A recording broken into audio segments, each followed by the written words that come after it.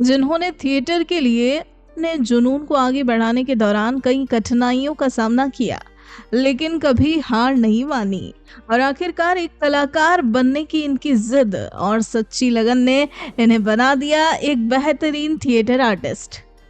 जी हाँ, आपको बता दें ये पिछले 9 सालों से थिएटर कर रहे हैं। दोस्तों, थिएटर में इनका यह सफर शुरू हुआ था इनके स्कूल से। जी हाँ, देखते ही देखते यह इनका जुनून बन गया। जब लोग इनके अभिनय की प्रशंसा करते, इनकी कला का सम्मान करते, तो इनका आत्मविश्वास और अधिक बढ़ता और धीरे धीरे इन्हें जब खुद पर यकीन होने लगा, तो इसी यकीन के साथ आगे बढ़ते हुए इन्होंने थिएटर को करियर के रूप में चुनने का फैसला किया और फिर कभी पीछे मुड़कर नहीं देखा। जी हाँ, एक साधारण पृष्ठभूमि से आने के नाते इन्होंने जो सपना देखा उसे पूरा करना इनके लिए जरा मुश्किल था। लेकिन कहते हैं ना दोस्तों कि यदि आप किसी चीज को शिद्दत से चाहो तो देर से ही सही, लेकिन आपको वो हासिल जरूर होती है।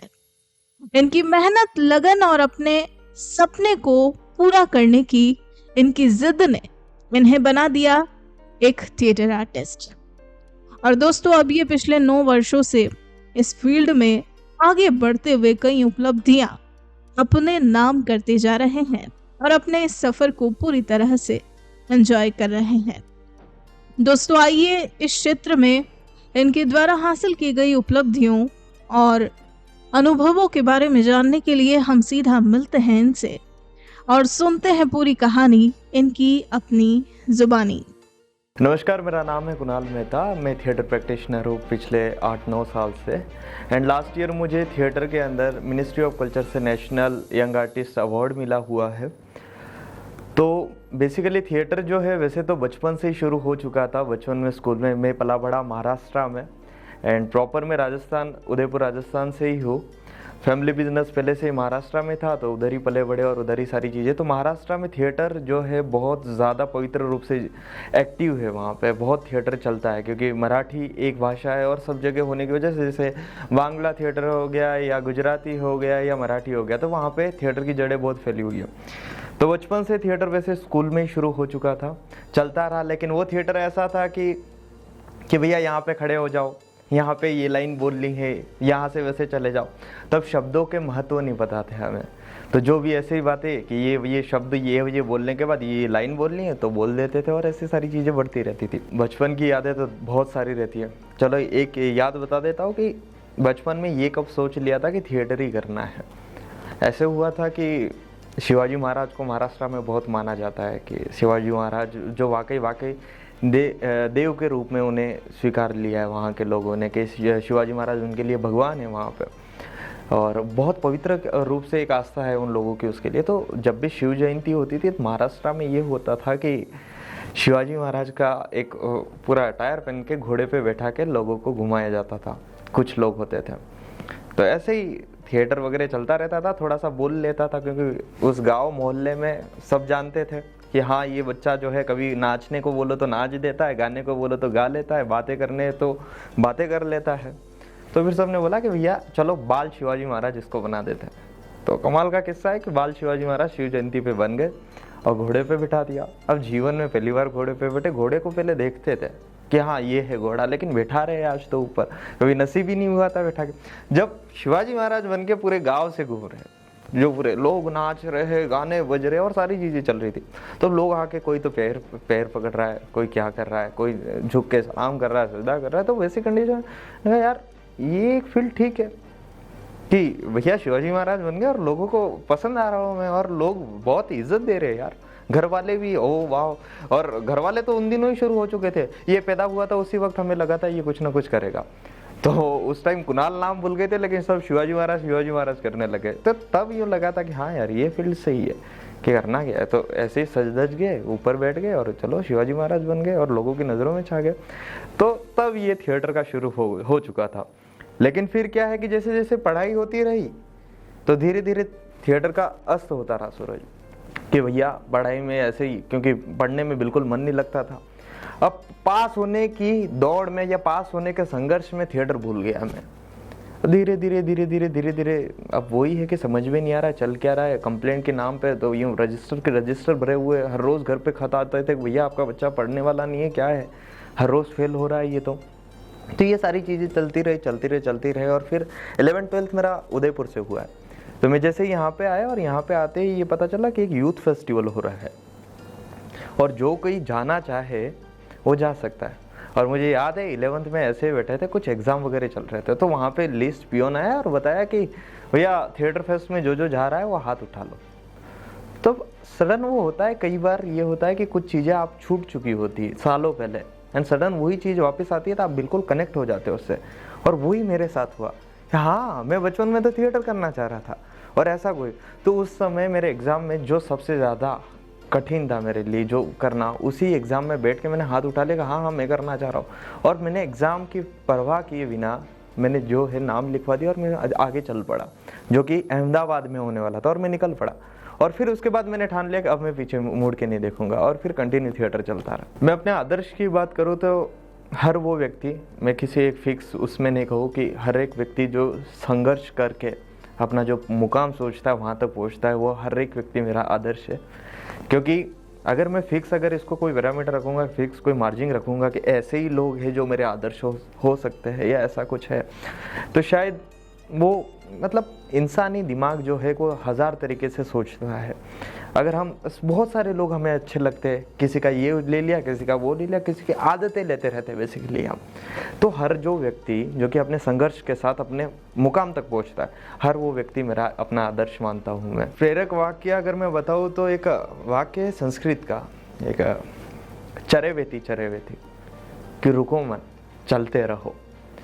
देखो एक वो झूले नहीं होते जो कि यूं चलते रहते हैं, कि उसके अंदर बैठने के बाद मज़ा आता है।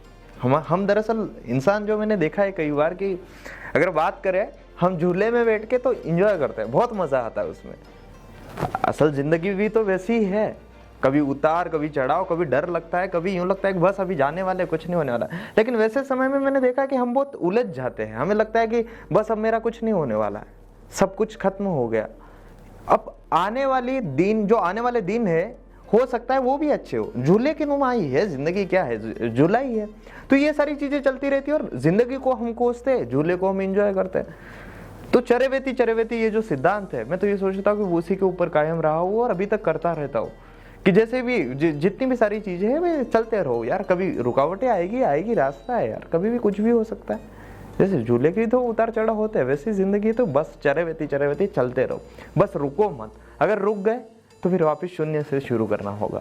तो यही है मेरा वाक्य कि मैं चरेवेती के सिद्धांत पे चलता हूँ। अचीवमेंट्स के ऊपर अगर बात करें तो सबसे बड़ा अचीवमेंट मैं अपना ये मानूंगा कि बिल्कुल साधारण परिवार से निकला हुआ बच्चा और एक टिपिकल गवर्नमेंट स्कूल में पढ़ने वाला बच्चा, जो सरकारी स्कूल होती है, जो मैं बताऊँ ऐसी स्कूल हुआ करती थी कि मुझे याद आ रहा है कि छत जो थी वो 10 जगह से, ये छन्नी नहीं थी चाय की अपनी छानते पानी, वैसी छतें थी, वैसे में बैठते थे। 5-5 कक्षाएं मिलकर एक कक्षा में बैठते हैं, पानी ऊपर से आ रहा है और बैठे और क्लास चल रही है, ऐसी सिचुएशन थी। मुझे याद है एक बार तो ऐसा भी हुआ था कि हम बैठे और पीछे छत गिर गई, 1-2 बच्चों को चोट भी आई, तो ऐसी हालत में था। और वहाँ पे मुझे याद है कि बैठने के लिए नीचे ऐसा कोई व्यवस्थित ऐसे पर्याप्त संसाधन नहीं थे जिसके ऊपर बैठ गए और सारी चीजें चलती रही। हम घर से कट्टे लेके जाते थे, अपनी बोरी जो होती है वो, वैसे पले पड़े, जो आज भी वाकई अगर देखेंगे बहुत सारे गवर्नमेंट स्कूल की यही हालत है।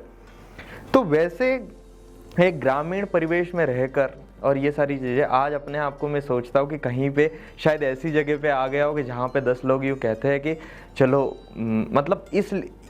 इस खेमे में आ चुका हूँ कि वहाँ पे ये सारी बातें उनके सामने बोलो तो भी उनको लगता है कि अरे यार बनावटी है, ऐसा कुछ हो सकता है क्या। एक उस खेमे तक आने का सफ़र, ये मैं अपने आप में एक अचीवमेंट मानता हूँ। दूसरा, अगर मैं अपने फील्ड के अंदर बताऊँ तो वही जैसा कि मैंने बताया शुरुआत में, मुझे मिनिस्ट्री ऑफ कल्चर से last year national young artist scholarship award मिला है। बेसिकली स्कॉलरशिप मिलती है ministry of, and last year में राजस्थान से एकमात्र लड़का था, जो कि ऑल ओवर इंडिया में हम 27 लोग सेलेक्ट हुए, उसमें राजस्थान में से मैं एकमात्र मैं हूँ मिनिस्ट्री ऑफ कल्चर में। एंड उससे पहले अगर मैं बात बताऊँ तो सतरंग यूथ फेस्ट में हमने एक थिएटर प्ले किया था, उसमें हमारा फर्स्ट रनर अप रहे हम।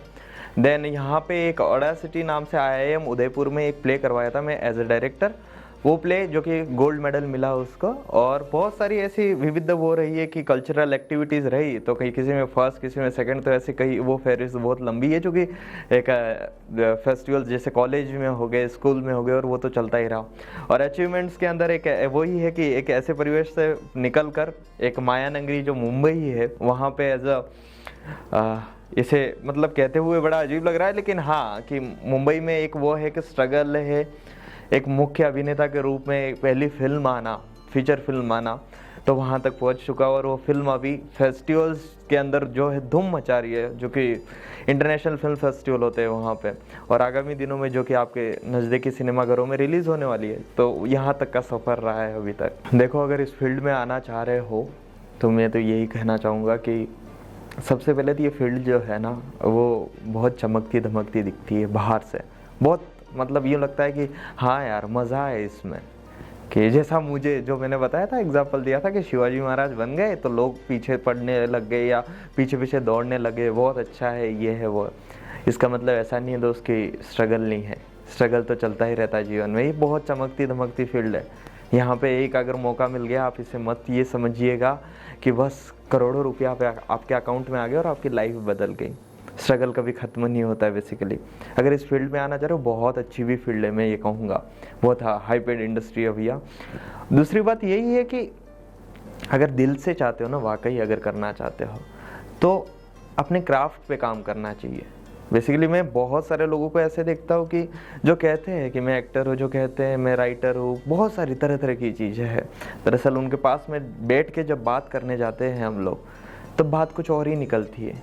सिर्फ क्यों करते हो ऐसा? शोशा करके क्या ही हो जाएगा? रात को नींद ही नहीं आ पाएगी दोस्त। जब कह लिया आपने कि मैं एक्टर हूँ और सारी चीज़ें कह दी जितनी, और वाहवाही मिल गई, घर पे जाके क्या सो पाओगे अगर वो नहीं करते हो जो सारी चीज़ें वहाँ पे बोल दी है? तो बेसिकली मैं वही कहूँगा कि अगर इंडस्ट्री में आना चाह रहे हो, एक्टिंग के अंदर खास कर आने वाले हो, या किसी भी तरह का इंडस्ट्री में जाना है, मैं कहूँ आर्ट डिपार्टमेंट कोई भी हुआ, चाहे गाना हुआ, चाहे लिखना हुआ, चाहे डायरेक्शन हुआ, चाहे एक्टिंग हुई, आप थिएटर ज्वाइन करिए। थिएटर से बेहतर कोई स्कूल हो ही नहीं सकता। देखिए, एक्टिंग स्कूल में जाओगे आप, एक्टिंग तक ही सीमित रहोगे कि वहाँ पे एक्टिंग की क्लास लगेगी। और 3 महीने, 5 महीने, 10 महीने वाले ये जो कोर्स होते हैं ना, कि भैया 4 लाख रुपए दे दो, 3 महीने में एक्टिंग सिखा देंगे, 10 लाख रुपए दे दो, 9 महीने में एक्टिंग सिखाते हैं। अरे ना ना यार, ऐसा कुछ भी नहीं होता है। मैं सच बताऊँ, ऐसा एक्टिंग को समझने में 9 महीने तो आप कुछ नहीं कर पाओगे। आप एक ढंग से प्ले की रीडिंग नहीं कर पाओगे, समझ ही नहीं पाओगे। अगर समझ लो तो यार कमाल के इंसान हो आप। तो मैं ये कहूँ, अगर आप थिएटर करोगे, थिएटर में बेसिकली वहाँ पे जाओगे तो एक्टिंग, डायरेक्शन तो डायरेक्शन, लाइट तो लाइट, राइटिंग तो राइटिंग, लेकिन थिएटर में ये नहीं होता है मेरे साथ। अब लोग कहते हैं कि भाई राइटिंग भी कैसे कर लेते हो, डायरेक्शन भी कैसे कर लेते हो, एक्टिंग भी कैसे कर लेते हो? तो वक्त वही है कि इसमें इस वजह से मैं ये सारी चीज़ें कर पाता हूँ कि थिएटर में बेसिकली क्या होता है कि आप एक्ट भी कर रहे होते हो, आपको गाना भी गाना पड़ सकता है, आपको डायरेक्शन के अंदर जब बहुत करीबी से देख सकते हो आप कि डायरेक्शन को क्या मुद्दे हैं। बेसिकली क्या है कि एक तो प्रेक्षक जो है वो बिल्कुल आपके आंखों के सामने है, उनको क्या पसंद आ रहा है, क्या नहीं आ रहा है, और आप देख पा रहे हो अपने आप को, जो आपके सह कलाकार है, सारी चीज़ें आपके आसपास ही हो रही है, आप समझ पा रहे हो, बहुत करीबी से देख पाते हो कि डायरेक्शन क्या है, कि कहानी को कैसे बताया जा सकता है। रही बात एक्टिंग की, मैं वही कह रहा हूँ, प्रेक्षक के बिल्कुल सामने होते, समक्ष होते हो आप, और उसके बाद पवित्रता के रूप से अगर आपने अपना अभिनय दिखाया वहाँ पे, और जो है आउटपुट जो है, जो काउंटर जो आता है ऑडियंस की तरफ से, वो क्विक आता है, और आप समझ चुके होते हैं, आप उनकी आंखों में देख सकते हो कि उनको कौन सी चीज़ भा रही है। अगर आप ऐसे ही कुछ भी चालबाजी करके, अगर शॉर्टकट नहीं होता है थिएटर में दोस्त, शॉर्टकट तो होता ही नहीं। अगर आप सोच रहे हो कि ऐसे ही कर देंगे ना, आप समझोगे, चीज़ों को समझोगे, और धीरे धीरे थिएटर चारों ओर से खोल देता है यार। एक्टिंग भी कर लो, डायरेक्शन भी कर लो, राइटिंग भी कर लो, सब कर लो, थिएटर बहुत ही ज़्यादा देता है। लेकिन थिएटर करोगे तो बहुत भारी बनोगे, और ये 3 महीने 9 महीने वाले इसमें जाओगे ना दोस्त, आप एक बार के लिए ठप्पा तो लगा दोगे कि 9 महीने में एक्टिंग सीख ली, आप ऑडिशन देने भी चले जाओगे, आप मुंबई भी शिफ्ट हो जाओगे। लेकिन थोड़ा सा स्ट्रगल है दोस्त, डर जाओगे जब पहले ही दिन अगर आपका ऑडिशन हो गया और सारी चीज़ें, और हाथ में स्क्रिप्ट पकड़ ली ना कि भैया चलो आपका शॉट लगने वाला है सर, रेडी हो जाइए आप, फिर थोड़ा सा डर पनप सकता है वहाँ पे। और फिर भी अगर आप कर पाओ तो कमाल, लेकिन अपने क्राफ्ट पे ज़रूर काम करना, मैं तो यही कहूँगा। टाइम मशीन अगर हो तो जिसको मीटर घुमा दो एंड देन पीछे चले जाओ तो क्या होगा। कितना कमाल सवाल है कि काश ऐसी कोई आराधना अगर हो रही हो, कोई स्तुति होती हो और फिर इस चीज़ को मिलने का मौका मिले तो दुनिया इसी के पीछे जुट पाएगी। अगर मैं अपनी बात बताऊँ तो मैं ये चाहूँगा कि सबसे पहले यही है कि एक इंसान हो और कई सारे लोग ऐसे जो है कि जो मुझसे कहीं ना कहीं किसी न किसी की मैं अपनी ओर से किसी को आहत पहुंचा चुका हूँ, किसी को मैं उस वक्त सॉरी नहीं बोल पाया हूँ, जिसकी वजह से आज हमारी दूरियां बढ़ गई या बहुत सारी चीज़ें तरह तरह के। हम ज़िंदगी में हज़ार लोगों से मिल रहे होते हैं, हमसे जो भी गलतियाँ हुई हो तो मैं वहाँ जाके जो बड़ी बड़ी गलतियाँ मुझे लगती है मैं उस पहले तो उन्हें सुधारने की कोशिश करूँगा। दूसरा, मैं सबसे जो अपने आप को कोसता हूँ कि मैं हमेशा ना बैकअप के पीछे बहुत दौड़ा था, कि मुझे लगता था कि मैं बता दूँ कि मैं बायोटेक का छात्र हूँ। मैंने बायोटेक ऑनर्स किया हुआ है, थिएटर साथ साथ में चलता रहा, उसके बाद भी बायोटेक किया। तो उस वक्त बायोटेक करते समय लोग मुझे पूछते थे भाई तू बायोटेक कर रहा है और तू एक और कहता है कि थिएटर वाला आदमी है, तो ये दोनों कैसे चला रहा है। और तब मैं शान से यूँ कहता था मानो मैं बहुत समझदार इंसान हूँ, वैसे मैं उन लोगों को ये कहता था कि मैं बैकअप लेके चल रहा हूँ। यार मतलब सोच लो, जिस फील्ड के लिए आप जगते हो, सोते हो, ये सारी चीज़ें कर रहे हो और फिर उसी के ऊपर आपको भरोसा नहीं है और आप बिल्कुल बैकअप वगैरह ये इस तरह के शब्द यूज़ कर रहे हो लोगों के सामने कि बैकअप कर लेता ये वो। अगर वही 3 साल में कहीं और जाता, 4 साल में कहीं और जाता, मैं अच्छे से पढ़ लेता, जिस फील्ड में मैं जाना चाहता उसी को समझ लेता, तो शायद आज मैं कुछ और होता। तो एक अपना समय वहाँ पे मैंने ज़्यादा बर्बाद कर लिया। तो मुझे ये लगता है कि मैं वापस कहीं अच्छे से ड्रामा स्कूल या कहीं पे जाता और वहीं पे या थिएटर में ही बना रहता। तो ये सारी चीज़ें, और बैकअप मत बनाओ दोस्त। अगर देखो अंदर से आवाज़ आ जाएगी, अगर आप यही करना चाह रहे हो वही करना। ये बैकअप वैकअप, ये दुनियादारी जो है ना, घर वाले जो है वो बहुत समझाएंगे कि भैया इसमें तो कुछ नहीं होता है, वो नहीं है वो चिंटू जी का लड़का, उसके साथ वही हो गया था, वो तो डांसर बनूंगा ये कह रहा था और लेकिन अभी देख ले क्या हालत हो रही। ये ऐसे डरावने वाले जो है ना, ये निकृष्ट जीव बहुत आसपास मंडराते रहते हैं। इनकी वजह से आपको फिर वो बैकअप वाला जो है वो अपनाना पड़ता है तौर तरीका कि भैया बैकअप के लिए कुछ कर लेता हूँ फिर मैं ये करूँगा। क्यों? ऐसा तो कुछ नहीं है। आपके लिए किसी ने बैकअप बनाया है क्या? कभी ऐसा होता है क्या भाई ये चल पड़ा तो चल पड़ा, अगर ये नहीं कर पाया तो भाई ये कोई ना ख़त्म हो जाएगा, दूसरा इसकी जगह लेके आएंगे? ऐसा तो नहीं है ना, ज़िंदगी तो एक ही है।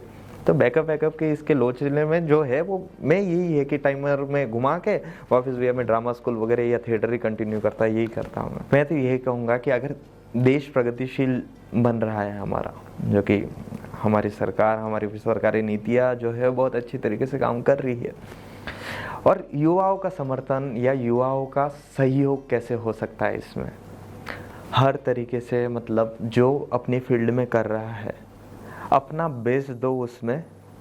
हर एक सब अपने अपनी फील्ड का अगर 100% देंगे तो अपने आप देश प्रगतिशील होगा, मेरा ये मानना है।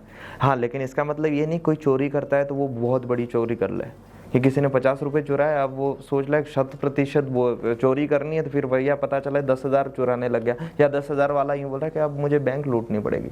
तो ऐसा नहीं, अच्छे कर्म जो आपको भी पता है मुझे भी पता है, अगर आप गलत काम कर रहे हो आपको पता है आप गलत काम कर रहे हो, अपने फील्ड में 100% दो और मैं ये कह रहा हूँ कि देश अपने आप आगे बढ़ेगा। तो लास्ट में मैं यही कहना चाहूँगा कि शुक्रिया वर्कमोब, जिसने मुझे अपनी कहानी सुनाने का मौका दिया या मुझे आप तक पहुँचने का मौका दिया। तो दिल से, तहे दिल से शुक्रिया अदा करूँगा मैं, और ढेर सारी शुभकामनाएं दूंगा उन लोगों को जो कि जिसके इस वर्कमॉक के साथ जुड़े हुए और उनके साथ काम कर रहे हैं। काफ़ी कमाल की पहल लगी मुझे कि जो कि नए स्टार्टअप्स हो गए या कुछ ऐसी प्रोफाइल से अपने अंदर जो कि लोगों तक पहुंचा रहे, जो अपना काम पहुंचा रहे, बेसिकली एक ज़रिया बन रहे हैं। उसके लिए मैं वही है कि एक लोगों को लोगों तक जोड़ रहे हैं। इस पहल के लिए मैं शुभकामनाएं देता हूं। मुझे बहुत अच्छा लगा आपसे बात करके, और कमाल का काम कर रहे हैं आप लोग। और इसी के साथ मैं अपनी कहानी को यहीं पे रोकता हूं। जय हिंद, जय भारत, जय रंगकर्म। दोस्तों, आज हमने जाना एक थिएटर आर्टिस्ट कुणाल मेहता के जीवन से जुड़े अनुभवों एवं किस्सों के बारे में।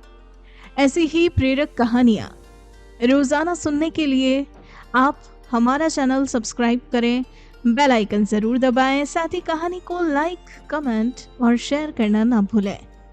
अब आप भी बन जाइए भारत की प्रोफेशनल कम्युनिटी की आवाज और सुनाओ अपनी कहानी, बनाओ अपनी पहचान की इस मुहिम से जुड़कर अपने जीवन के अनुभवों, करियर यात्रा, अपने उत्पादों एवं सेवाओं के पीछे की वास्तविक कहानी से देशवासियों को प्रेरित करें और अपनी एक नई पहचान बनाएं।